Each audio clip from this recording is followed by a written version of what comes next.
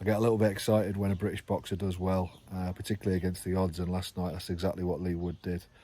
I have to admit I was pretty tired after watching the Chris Billams-Smith and Tommy McCarthy fight, which I thought was two really game lads, tough lads, but not a huge amount of skill in it. I didn't think it was a particularly great fight, if I'm brutally honest. I know they're two popular fighters, but it wasn't the best for me. I'd had a long day out in the sun playing golf, and I had a couple of beers, and I was ready for my bed.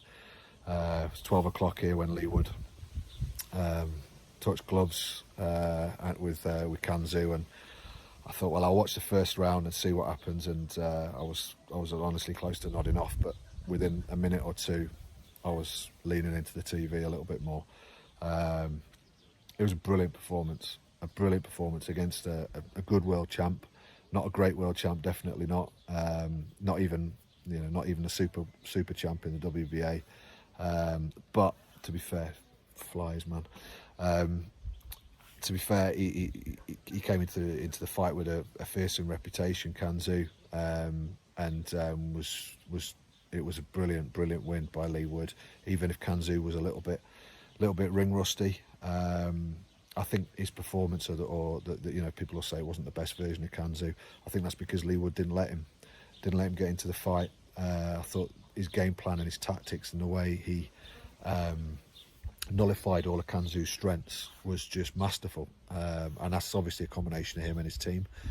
Ben Davison and Wylie will get a lot of credit, but Leigh Wood's the one who's in the ring doing it, and he stayed so composed, even in moments of the fight where Kanzu was starting to build a little bit of a head of steam. He came up with the answers. He switched up at the right times. He changed his tactics at the right times. He kept Kanzu guessing all the time and then making him pay. And he's a heavy-handed lad, Leigh Wood. He's not a one-punch knockout artist, but what he is someone who, the cumulative impact of all of his heavy rights and lefts, they take the toll, even on some of the best fighters in the division. Clearly, I thought he started so well, and you thought, well, is he just starting well and looking aesthetically good? But Kanzu will work him out in the end. But it was the tactics. I mean, for me, the distance was key. He never allowed Kanzu to get to gain momentum and to launch sustained attacks, because his lateral movement and his movement backwards with his feet to get out of range was superb, and that took away a lot of Kanzu's kind of armour, his attacking threat. I thought his use of the uppercut in the sort of third, fourth, fifth rounds was brilliant, and he started to really kind of get a foothold in the fight. He certainly gained Kanzu's respect, because he nailed him a couple of times and buzzed him, and from that moment onwards he was a little bit wary of his power, and then it wasn't just that though. His use of the jab was superb. He was going upstairs and then down. He's upstairs and down, down, up. He kept him guessing. He kept on, his tactics and the way he deployed him was superb. Went to the body plenty, so there was no way that Kanzu was going to get through the fight unscathed to the body, and I think the cumulative effect of that really slowed him down. But he also landed some fantastic shots, some great right hands. It's just single right hand, kind of just coming round like a hook, just launched almost off the front foot at times, was superb. It got through the guard. His straight right was good when he switched it up in the 6th, 7th, 8th round, when he clearly felt like he needed to just try something slightly different to keep on nullifying Kanzu's momentum. He went to become a switch hitter, went southpaw stance, and his backhand was superb. He kept on just nailing him down the pipe with what is his weaker hand, normally his lead. So he showed so much maturity, so much understanding of what he needed to do to continue to stay on top of the fight. And at times, I think Tony Bellew said in his sort of mid-fight interview after 6 rounds, he expected Kanzu to come on. He'd started a bit rusty, but it never happened. And the reason, in my opinion, it never happened was because Leigh Wood was so good at keeping him guessing, so good at getting out of range. He was hitting and not getting hit. And when he was hitting, he was making him pay. And, the cumulative impact, the stoppage, you could look at it and say, well, could you got him through the route? Could you got him through the fight so we could see the final bell? The first thing Kanzu did was walk towards his corner. He had nothing left. he was a broken man, and it was a good stoppage, in my opinion, as a result. He just stuck him on his backside, and he's just gone and outfoxed one of the top fighters in the division. He's probably third or fourth best featherweight in the world, I suppose.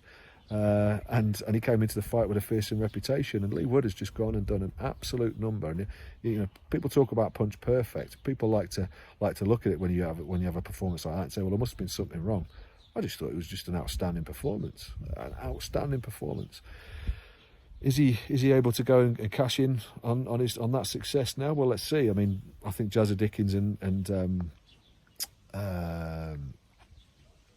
Kid Galahad next week is an interesting fight.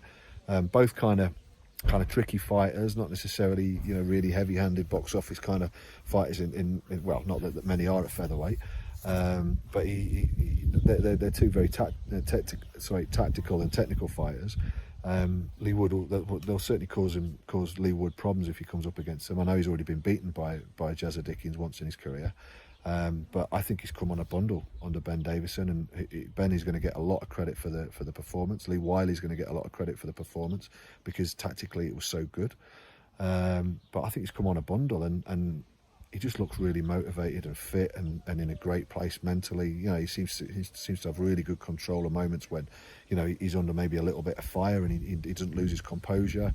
Comes up with the right decisions and the right tactics to deploy at the right time. And trainers can only prepare their fighters to go in there when the fighter's under heavy fire from a really, really experienced world champ. Then for him to come up with the answers last night the way he did was just super impressive. And I think there's more to come from Leigh Wood. There are other featherweights out there that you could say probably would start favourite against him at the moment. Josh Warrington, depending on how he comes back, you'd have to say is right up there. Leo Santa Cruz, obviously, if he drops back down to 126, is a world-class fighter. I mean, just a real class act. But I don't see anyone who would start as a really strong favourite against Leigh Wood after that performance. And I do think there might be a little bit more in the locker. He's 33 now, so time's against him. But perhaps that serves as something to really focus his mind and to drive him from a motivation point of view to get the best that he can out of Ben Davison and Lee Wylie. Brilliant to see Lee Wylie getting so many mentions. A guy who has been on YouTube for a long time. I've watched his videos and his fight breakdowns for a long time. I thought the work with the jab to go upstairs and then to go down and then back up again into the jab up and the jab down, that looked like the type of stuff that Lee Wylie referred to the likes of Andre Ward doing against Kovalev. He's a brilliant boxing brain, clearly, Lee Wylie, and Ben Davison's recognised that and given him the opportunity to use that brain with some of the best fighters and in some of the best opportunities in world boxing. So delighted for Lee Wylie, delighted for Ben Davison, who just carries on doing what he does. He's just a class act. I think the way that he works and he runs his camps, from a football point of view, I think tactically and technically how players are prepared and teams are prepared. And to me, I think Ben Davison is a bit of a pioneer in the sport of boxing. And I think the way he he prepares his boxers is not completely unique, but I think the mix of what he does and particularly tactically in terms of nullifying the opponents, I'm not sure there's anyone better out there at the moment. But as I say, I wouldn't want to give the credit to those guys. I'd like to give the credit to Leigh Wood, mostly because the lad got in there and just put on an incredible performance. So pleased. I was so happy. I went to bed buzzing last night, absolutely buzzing. Brilliant to see a young, well, sorry, he's not young, he's 32, but let's say an inexperienced at that level lad go in there and do what he did to Kanzu last night. And also really pleased for Dave Coldwell, because he keeps on giving fighters like Leigh Wood, who are on the periphery of kind of the British and European scenes and somewhere between small hall and the big televised cards, and it gives them the opportunities to shine. I think he took the fight at 5 weeks' notice. I think Robert Garcia at Golden Boy had something to do with it, helped make it happen, and that might have been because Dave Coldwell has got some fantastic connections and built a great network of contacts in the game. But Leigh Wood's gone and done it, and fair play to him and his whole team. I was so pleased to see it. I really hope he goes on and capitalises on it, because he was really impressive, lovely boxer to watch. entertaining, you know, but tactically and technically, you know, someone that I really appreciate. You know, he's got nuts and guts, but he's got the skills to pay the bills as well. So really enjoyable, great to see.